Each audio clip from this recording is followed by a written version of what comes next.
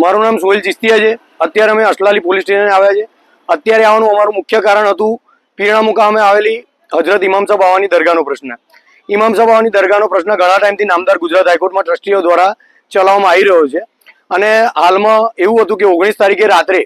નામદાર ગુજરાત હાઈકોર્ટની નોટિસ આવ્યા છતાં અમુક અસામાજિક તત્વો અને ત્યાં હાજર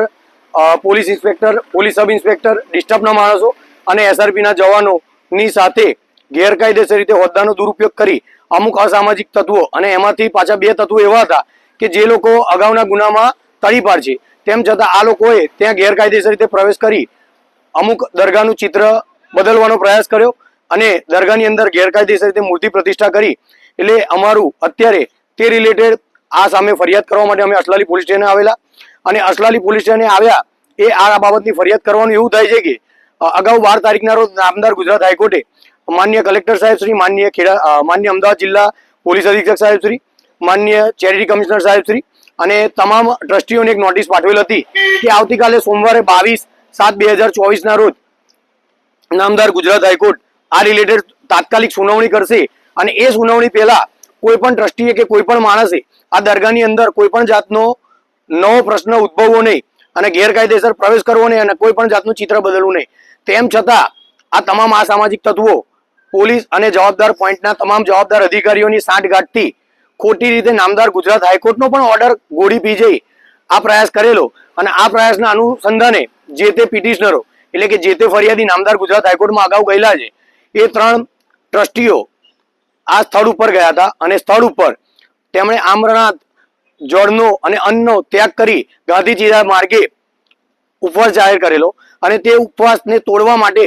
તમામ પોલીસ અધિકારીઓ ગયા અને તે લોકોની અટક કરી અને અત્યારે ગઈકાલથી એમને અસલાલી પોલીસ સ્ટેશન લાવેલા છે। હજુ સુધી તે લોકોએ પાણીનો ત્યાગ કરેલો, અન્નનો ત્યાગ કરેલો અને આમરણાંત જ્યાં સુધી ખબરો નહીં બને ત્યાં સુધી તેમણે ઉપવાસ ધારણ કરેલો છે। પોલીસને આ ચોખ્ખું આપણને દેખાઈ રહ્યું છે કે પોલીસ જે તે લોકો કાયદેસર ને પણ ગેરકાયદેસર રીતે આ જગ્યાએ જઈ તોડફોડ કરી, આ જગ્યાએ જઈ ખોટી રીતે પ્રવેશ કર્યો અને આ અસામાજિક તત્વોએ જે આ કામ કર્યું તેમની સામે કોઈ પણ જાતના પગલાં નહીં લેતી અને ગાંધીજી માર્ગે આ જે 3 ટ્રસ્ટીઓ નામદાર ગુજરાત હાઈકોર્ટની શરણે ગયેલા છે તેમને ગેરકાયદેસર રીતે લાવી અહીં અટક કરેલ છે। એટલે અમારી અત્યારે અહીં એક જ માંગ છે કે હું જાતે ઇમામ સાહેબ બાવાનો અનુયાયી છું, ઇમામ સાહેબ બાવાને માનનારો છું। હું આજે ફરિયાદ કરું છું તમામ જવાબદાર પોલીસ અધિકારીઓ સામે અને આ તમામ જવાબદાર અસામાજિક તત્વો સામે કે તેમના સામે કાયદેસરની કાર્યવાહી થાય અને અમારા ટ્રસ્ટીઓની માંગ છે તે પૂરી કરવામાં આવે અને આ દરમિયાન અમારા ટ્રસ્ટીઓની જાનમાલને કોઈ પણ જાતનું નુકસાન થશે કે ફરિયાદીની જાનમાલને કોઈ પણ જાતનું નુકસાન થશે તે તેનું તમામ જવાબદાર તંત્ર રહેશે અને અમે હજુ પણ નામદાર ગુજરાત હાઈકોર્ટની ન્યાયની આશાએ બેઠા છીએ। અસ્તુ, જય હિન્દ, જય ભારત।